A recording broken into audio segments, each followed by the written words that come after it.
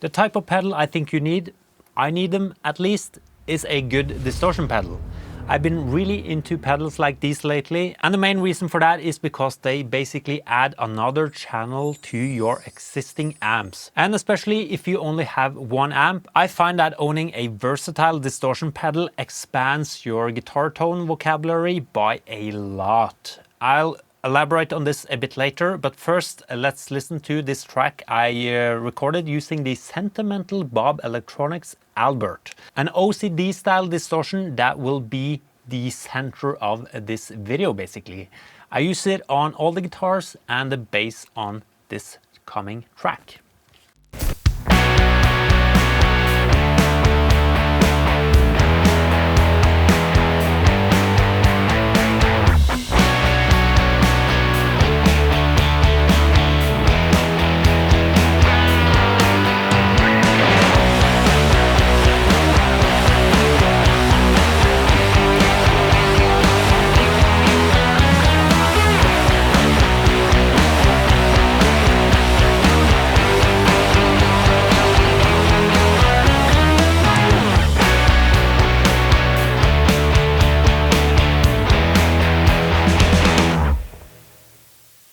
Distortions kind of have a bad rep, and I think that is mostly because they're kind of the polar opposite of a transparent overdrive, which is a pretty huge thing amongst guitar players. And a good overdrive pedal is a tool that you use to help your existing rig, your existing sound kind of, and you use the overdrive to take it to a new level or to shape it, but it still blends in with the character of your rig.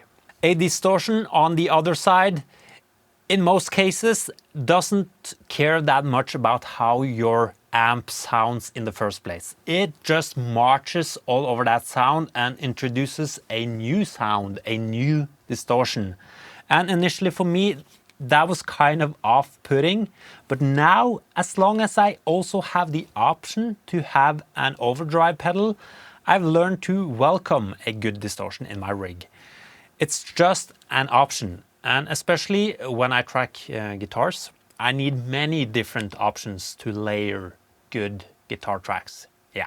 And this is my latest add to my distortion family, straight from Ukraine, the Albert and OCD style pedal with added features. You have a fat standard switch, MOSFET, germanium switch, and you also have an added boost. The pedal itself is kind of like a really good distortion channel for your amp, and when you kick in the boost, it's another level of gain. So basically an extra channel on top of the first one.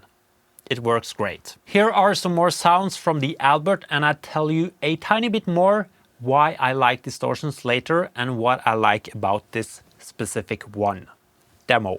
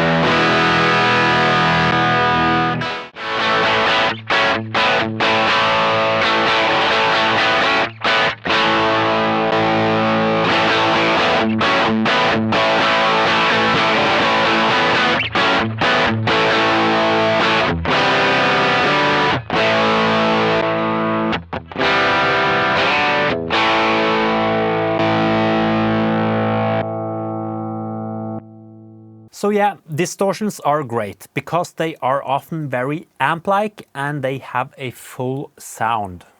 Oops. Overdrive pedals tend to make your sound grittier, but also smaller because it is more focused on the mids and the high mids. Distortions are better at keeping the lows intact, in my experience at least, and they have a tight low end like amps do, or at least amps with good distortion. So the trick for me is to kind of accept that the various distortion pedals will more or less hijack your sound and take them for what they are. They're made so you don't have to turn a Marshall stack to 11. And as long as I like the character of the pedal and the EQ on a distortion, I think they are great, and I also often use them together with overdrives and boosts to shape them even more and to make them even more versatile. And I think the Albert is great because it has a good EQ, and the overdrive character it's beyond great. The boost is also a really good add. I used that for the intro song for the choruses, or the only chorus that I had on that one, to give it a lift from the verse part. The added features are also great for tone shaping.